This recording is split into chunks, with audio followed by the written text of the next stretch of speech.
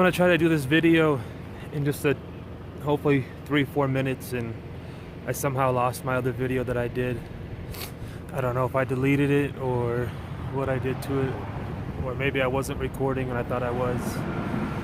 But this student's been really challenging because he doesn't speak English very well. It's very hard to communicate and teach him what he needs to learn. He's got 4 months experience, so he's only on my truck for a couple weeks just to learn E-logs and the Qualcomm and things like that. And, but I don't know who gave him his CDL or how he got it, but there's a lot of things he just doesn't know. He didn't know that we were supposed to take 10-hour breaks. He didn't know that we could only work 70 hours in 8 days. You know, he was on paper logs before, and he just drove when he wasn't tired, and went to sleep when he was tired and redid his logs. So can't really fault him for not knowing if somebody didn't teach him. But there's been a couple of times out here that I was just, if I didn't love training so much, I would have just dropped him off and I would have left. A couple of those things where he shifts like we're in a race car, man. He doesn't matter how heavy we are or what load we have on, he just shifts it like we're in a race car, and it's not good. And I've told him many times to not do that and slow down on his shifting and drive safe, and just didn't listen for a while. And he liked to take turns really fast. Making a right turn, he liked to take them at 20 miles an hour, left turn 20-25, and I told him you can't do that, especially with Swift. Swift's got a bunch of sensors in the trucks, and the sensors are going to go off, and not only that, depending on the load, if we're heavy or not, or whatever it is, you're going to roll the truck. So I must have told him 10, 11, 12 times the same thing. I drew a picture for him so that way he would understand what I was talking about. He said he understood, and then he continued to do the same thing. And the one night he took a right turn at almost 25 miles an hour, and I was kind of done. I didn't raise my voice and yell, but I definitely let him know that I was upset and kind of mad. He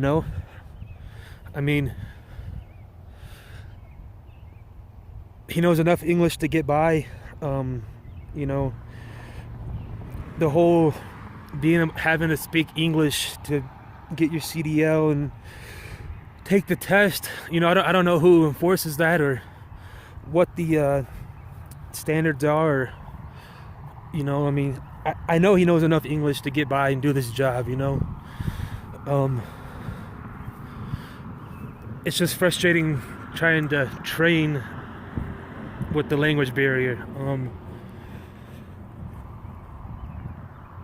It's just frustrating, like today we're picking up this load here in Colorado. I got done driving. I did like almost 600 miles and I was tired, and I stayed up till he got to the shipper, and there's a problem with the trailer. So I called dispatch, and dispatch said that they'd message me when they had a solution for it, and I told them to wake me up when they had a solution, because I knew it'd take longer than 5 minutes. So I told them it'd probably take about an hour. Well, I went to sleep and woke up, and it was like 8 hours later, and checked the messages because he decided to lay down and go to sleep. So I called dispatch and asked them and told them, we've been sitting here for almost 10 hours waiting on someone to tell us what to do. And they said, we sent you a message. So I checked the Qualcomm. They did send us a message. He opened it and read it and didn't tell me about it. He just decided to go to sleep. And I was pretty mad about that. And he said he didn't open it. I didn't open it. There's two of us on the truck. So obviously he opened it. And either he didn't understand what it said, so he didn't say anything, or he didn't realize he opened it, whatever the case was. So we wasted quite a bit of time because of that, and I blame myself because I should have not went to sleep until the problem was solved. So that was my fault. I shouldn't have went to sleep. until it was resolved. But it's just been tough. It's been tough. It's been tough. He says he knows things. He says he understands things. He says he gets it, and then he'll do things that I tell him not to do, or he won't do things that I tell him that he should do. And I ask him why he didn't do it, or why he did do what he did, and he's like, "Oh, I don't know. I didn't know that." And I tell him that, when I told you this, you told me you knew. And he said, "No, I don't know." And it's frustrating. I don't know. I mean, training in general is frustrating, but having a language barrier there. And I'm not against learning a different language and giving somebody a chance. And it's just a lot tougher than I thought. And when I picked him up from the terminal in Florida, and I realized there was going to be a language barrier, I had two choices.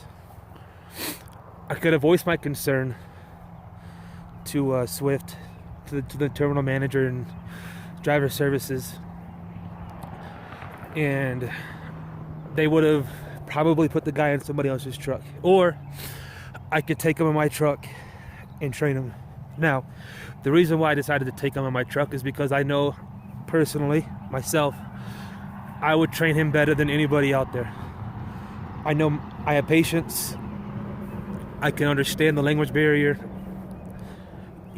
so that's why I took him. And it is frustrating, and I don't yell at him. I mean, I get mad, and, my tone changes, but I don't raise my voice. There's just, I don't think he quite understands trucking 100%, He tried going to a couple of different companies, and they wouldn't take him because his English wasn't very well, very good. He didn't speak English very well. And so those companies wouldn't take him, and Swift was the last company that he tried, and Swift took him. So that's why he's here, He's got he's got a family to support, I mean, he's an awesome guy. As a human being, he's awesome, really cool, really fun to learn about, his culture, being Cuban and things like that. And, when it doesn't come to driving, in life in general, we get along great. It's fun, he's awesome. But when it comes to driving, he needs a lot more than the 100 hours that they're gonna make him do. I'm having to basically cram a 200-hour student lesson into 100 hours, and it's just not,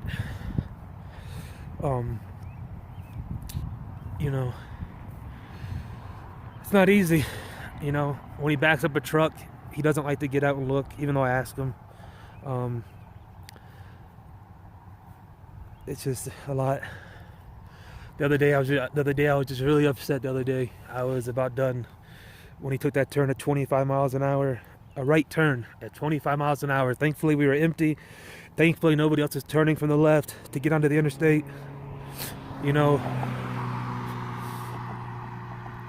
He doesn't always watch his mirrors. I mean, he's been driving 4 months, so he's got a lot of bad habits built up, And it's one thing to teach a new driver good habits, but it's another thing to try to break bad habits of somebody who's been driving already. As far as maintaining his lane down the road, down the interstate, it's good. No problems with that. He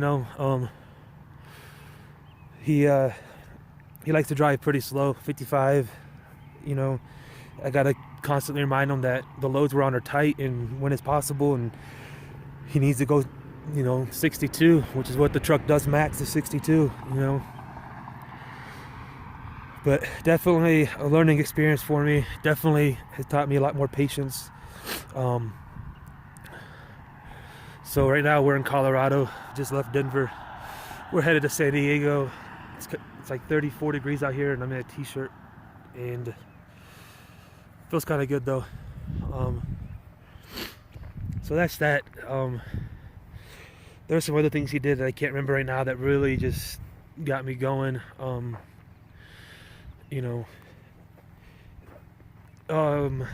Just I just wish he would just, if he didn't know, just tell me he didn't know. I know nobody I mean, he's an older guy.